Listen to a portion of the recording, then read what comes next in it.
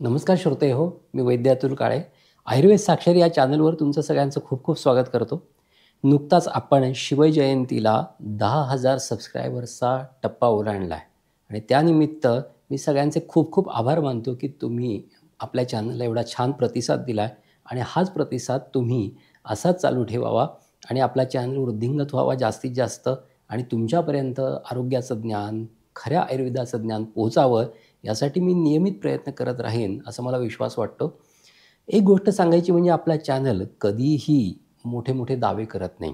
तसं पाहिलं तर तुम्ही इतर चॅनल्स पाहता आणि त्याच्यामध्ये जे वेगवेगळ्या असे क्लेम्स केलेले असतात, की हे खा 2 दिवसात असं होईल, 2 दिवसात तसं होईल, डायबिटीज पळून जाईल, कोलेस्टेरॉल वाहून जाईल पाण्यासारखा. हे अतिशय मोठे-मोठे दावे त्या चॅनल्समध्ये आपल्याला दिसतात. थंबनेल्सवर आपल्याला वेगवेगळे दावे दिसतात आणि त्यामुळे त्या बघणाऱ्यांना एक अशी जिज्ञासा निर्माण होते आणि तो चॅनल उघडून बघतो आणि ते व्ह्यूमध्ये गणलं जातं. परंतु आपण असं कधी करत नाही. आपले थंबनेल्स हे साधे असतात. कशावर काय उपयोगी होईल, कसा उपयोग होईल हे आपण त्याच्यामधून सांगत असतो. आणि कधी लक्षात ठेवा, की कुठलंही शास्त्र हे कधीच 100% क्लेम करत नाही. त्याच्यामुळे मी जेव्हा-जेव्हा एखाद्या गोष्टीबद्दल काही सांगत असतो, त्यावेळेस मी टप्प्याटप्प्याने सांगत असतो आणि जर शेवटच्या टप्प्याला बरं नाही वाटलं, तर डॉक्टरांना किंवा वैद्यांना दाखवा, अशा सूचनाही करत असतो. याचं कारण मला मनापासून वाटतं, की आयुर्वेदशास्त्र जरी असलं, तरी प्रत्येक शास्त्राची एक लिमिटेशन्स असतात. प्रत्येक शास्त्र म्हणजे आपण घरगुती पद्धतीने काही शास्त्राचा भाग वापरू शकतो. आयुर्वेदाची औषधं वापरू शकतो. घरामधली, किचनमधली औषधं वापरू शकतो. परंतु ते एका लिमिटपर्यंत.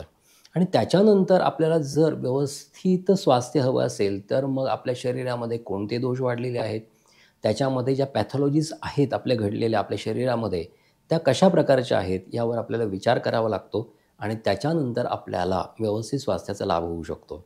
म्हणूनच मी नेहमी म्हणतो, की कुठल्याही आमिषाला काय म्हणतोय मी? कुठल्याही आमिषाला, कुठल्याही अशा मोठे-मोठे क्लेम करणाऱ्या थंबनेलला, कुठल्याही मोठे-मोठे क्लेम करणाऱ्या व्हिडिओला बळी पडू नका. एक उदाहरण देतो. मी मागे असे काही व्हिडिओ पाहिले, की ज्याच्यामध्ये असे फार मोठे क्लेम केले आणि त्याच्यामध्ये क्लेम केल्यानंतर त्यांनी वापरून पाहिलं आणि वापरून पाहिल्यानंतर त्यांना असा अनुभव आला, की हे काही होत नाही आहे आणि त्याचा उलटा परिणाम झाला आहे. म्हणजे खोकला तुमचा पळून जाईल. हं. तुमचा म्हणजे तुमची भूक चांगली होईल, पचन चांगलं होईल. मग तुम्ही काय करायचं, तर दालचिनी आहे, लवंग आहे, नंतर तुमचं काय ते मिरं आहे, ह्याचे चूर्ण तुम्ही गरम पाण्याबरोबर घ्या किंवा मधाबरोबर घ्या. अक्षरशः बऱ्याच लोकांना पित्ताचा त्रास चालू झाला, पोटामध्ये जळजळ चालू झाली, छातीमध्ये जळजळ चालू झाली आणि जळजळीमुळे त्यांना खूप त्रास व्हायला लागला, चक्कर यायला लागली. ह्या अशा बऱ्याच गोष्टी एखाद्या माहीत नसणाऱ्या माणसांकडून तुम्ही जेव्हा ऐकता, तेव्हा तुम्हाला याचा त्रास होऊ शकतो. आणखी एक गोष्ट मी पाहिली, की एका Instagramच्या व्हिडिओमध्ये सांगितलं होतं, की कांद्याची साल घ्या वरची जी असते ना कडक-कडक आणि वाळलेली ती साल घ्या. लसणाची साल घ्या, ती जाळून त्याची राख करा आणि त्याच्यात मोहरीचं तेल घालून केसाला लावा. तुमचे केस पांढऱ्याचे काळे होतील. आता हे सगळं करून पाहिलं. 1 महिने, 2 महिने लोकांनी करून पाहिलं आणि त्याच्यानंतरही काही फरक पडला नाही. मग एकाने अशी कमेंट केली, की केस काळे नाही झाले, तरी हा जो काही प्रयोग आहे, तो जर तोंडाला लावला तर तोंड नक्की काळं होईल. अगदी हास्यास्पद आहे हे. तुम्ही ह्या सगळ्या गोष्टी ऐकता, त्याला फॉलो करायचा प्रयत्न करता आणि त्याच्यामधून तुमच्या हाताला काही लागत नाही. तुमचा वेळही जातो आणि पैसेही खर्च होतात.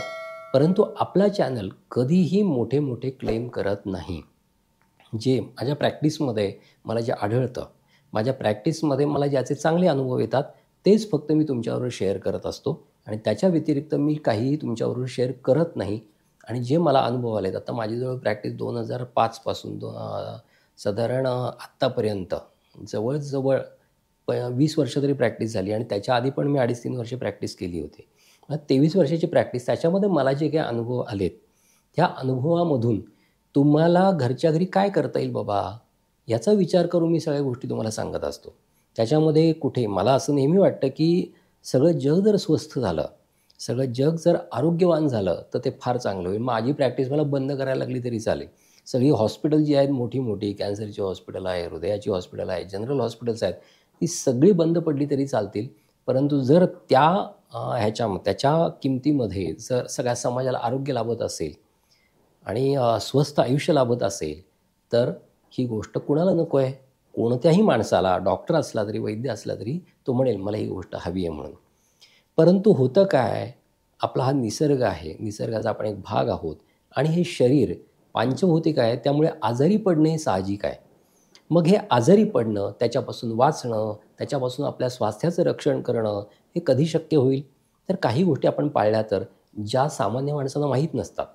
मग ज्या आयुर्वेदामध्ये दिल्या आहेत आणि त्याच्यामधून आपण स्वास्थ्याचा लाभ करून घेऊ शकतो. ज्याला आयुर्वेदामध्ये स्वस्थ वृत्त म्हणतात. म्हणजे आपल्याला एक वाक्य माहिती आहे, prevention is better than cure.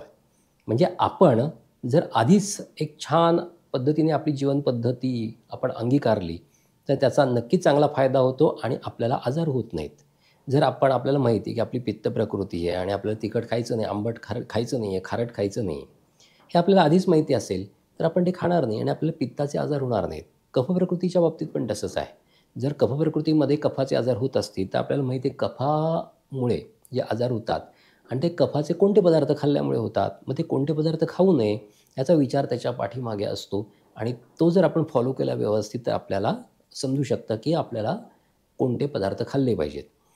मग आता हे पदार्थ कोणते आहेत, ह्याची पण मी तुम्हाला नेहमी वारंवार कल्पना देत असतो, की बाबा हे पदार्थ खाऊ नका, वाताचे पदार्थ आहेत, कफाचे, पित्ताचे खाऊ नका, की ज्याच्यामुळे तुम्हाला आजार होतील. या सगळ्या गोष्टी सांगण्याचा उद्देश हाच आहे, की तुमचं आरोग्य टिकावं.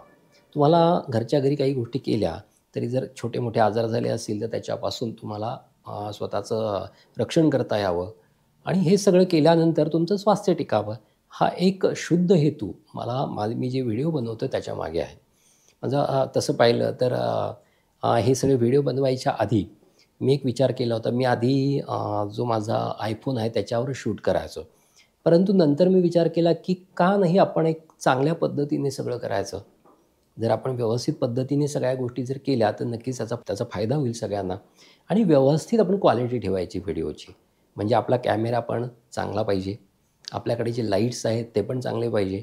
आपल्याकडे एक छान स्टुडिओ पाहिजे.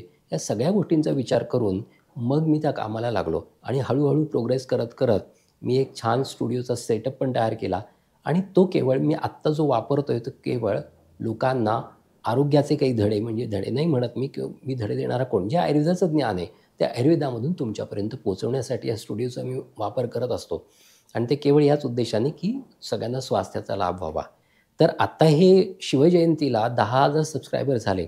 त्याबद्दल मी सगळ्यांचे खूप खूप आभार मानतो, की तुम्ही मला जो सपोर्ट दिला, तुम्ही मला जे सहाय्य केलं आणि माझ्या चॅनलला सबस्क्राईब केलं, त्यासाठी तुमचे खूप खूप आभार मानतो आणि असाच सपोर्ट तुम्ही मला नेहमी द्याल, अशी अपेक्षा व्यक्त करतो. कुठल्याही चॅनलला मी म्हणत नाही, सगळे चॅनल वाईट आहेत म्हणून. काही चॅनल चांगले पण आहेत. परंतु बरेचसे चॅनल फक्त आणि फक्त त्यांचा TRP वाढावा म्हणून वेगवेगळ्या पद्धतीने ते जाहिरात करत असतात. वेगवेगळ्या पद्धतीचे थंबनेल तुमच्यासमोर आणत असतात. वेगवेगळ्या पद्धतीने क्लेम करत असतात, की जेणेकरून तुम्ही त्याच्यात अडकत जाल, तुम्ही सबस्क्राईब कराल आणि तुम्हाला वेगवेगळ्या पद्धतीने सबस्क्राईब करून त्यांचा तो व्ह्यू पॉइंट किंवा तास त्यांचे वाढतील. असे पण आपल्या समाजात असे पण डॉक्टर दिसतात, की जे डॉक्टर नाही आहेत. जे वैदिक परंपरेतले आहेत असं पण म्हणता येत नाही. परंतु 1-2 पुस्तकं वाचतात आणि तुम्हाला ते तोडगे सांगतात आणि ते तोडगे असे अगदी खामटोकपणे सांगतात. अगदी माझी गाडी येईल आणि त्या गाडीमधून तुम्ही या. जर नाही फरक पडला तर माझी गाडी येईल. अशा पद्धतीने ते क्लेम करतात. आता हे जे त्यांनी पुस्तकामध्ये वाचलेत अशी पुस्तकं भरपूर आहेत. तोडग्याची पुस्तकं आहेत किंवा कशावर काय चालतं ही पण पुस्तकं आहेत, जी आयुर्वेदामध्ये दिलेली आहेत. आणि ते वाचून छोटे-छोटे तोडगे सांगणं ही काही फार मोठी गोष्ट नाही, लक्षात घ्या हे कधी. आणि तोडग्याने कधी मनुष्य बरा होत नाही. कारण आयुर्वेदाची जी सैद्धांतिक पार्श्वभूमी आहे, जो बेस आहे तो वेगळा आहे. वातपित्त आणि कफाचा आहे आणि त्याच्यापासून होणारे आजार असा एक त्याच्या मागची भूमिका आहे आयुर्वेदाची. आणि त्या पद्धतीने जर आपल्याला ट्रीटमेंट मिळाली किंवा आपल्याला एक मार्गदर्शन मिळालं, तरच आपल्याला स्वास्थ्याचा लाभ होतो. म्हणजे एखादी गोष्ट तुमचं काहीतरी दुखतंय समजा, तर तुम्ही ॲलोपॅथीची एखादी पेन किलर घेतली, तर त्याचा तुम्हाला तात्पुरता फायदा होतो. म्हणजे 1-2 दिवस झाले की परत दुखायला लागतं. परंतु ही गोळी घेऊन फक्त पेन किलिंग होतं आणि त्या दुखऱ्या भागातून जे इम्पल्सेस जातात, म्हणजे सेन्सरी नर्व्हचे इम्पल्सेस जातात तुमच्या मेंदूपर्यंत, ते फक्त कट होतात. बाकी आजार बरा होतो का? तर नाही होत. मग हा आजार जर बरा करायचा असेल, तर आयुर्वेदाच्या संप्राप्ती वात, पित्त, कफ ह्या फार उपयोगी पडतात आणि बाकीची जी काही पॅथॉलॉजीचे प्रकार आहेत आयुर्वेदामध्ये सांगितलेले आहे, तर त्याच्यानुसार जर चिकित्सा घेतली त्याचा फार फायदा होतो आणि मुळातली त्या जागेतली जी काय पॅथॉलॉजी आहे ती कमी कमी होत जाते आणि आजार बरा होतो. त्यामुळे आयुर्वेदाला थोडा वेळ लागतो, कारण आयुर्वेद राजमार्गाने जाणार आहे. आणि हे जे वैदू वगैरे, आपण वैदू पण म्हणता येत नाही त्यांना, पण जे तोडगे सांगतात, ते जास्तीत जास्त ज्या गोष्टी असतात त्या पण ॲलोपॅथीच्या औषधांसारखं काम करतात. तेवढ्यापुरतं तुम्हाला आराम पडतो. परंतु नंतर तो आजार आहेच. कोणताही तोडगा तुम्हाला पूर्ण आराम देऊ शकत नाही, पूर्ण फरक पडून देऊ शकत नाही, पूर्ण तुमचा आजार बरा करत नाही, कधी लक्षात ठेवा. त्यामुळे तोडग्यांवरच्या विश्वासापेक्षा नेहमी आपण आपल्यामध्ये आपली प्रकृती कोणती आहे, आपल्यामध्ये कोणते दोष वाढलेले आहेत, याच्यानुसार आपण स्वतःलाच एक ट्रीट केलं, म्हणजे मी जे सांगतो त्या पद्धतीने जर तुम्ही फॉलो केलं तर त्याचा नक्कीच फायदा होईल. त्यामुळे कधी लक्षात ठेवा, व्यवस्थित शास्त्रशुद्ध आयुर्वेद काय सांगतंय त्या गोष्टींना जर तुम्ही फॉलो केलं तर नक्कीच तुम्हाला त्याचा चांगला फायदा होईल. एवढंच बोलून आपण इथे थांबूयात. पुन्हा भेटूयात एक नवा विषय घेऊन. तोपर्यंत स्वस्थ राहा आणि मस्त राहा. धन्यवाद.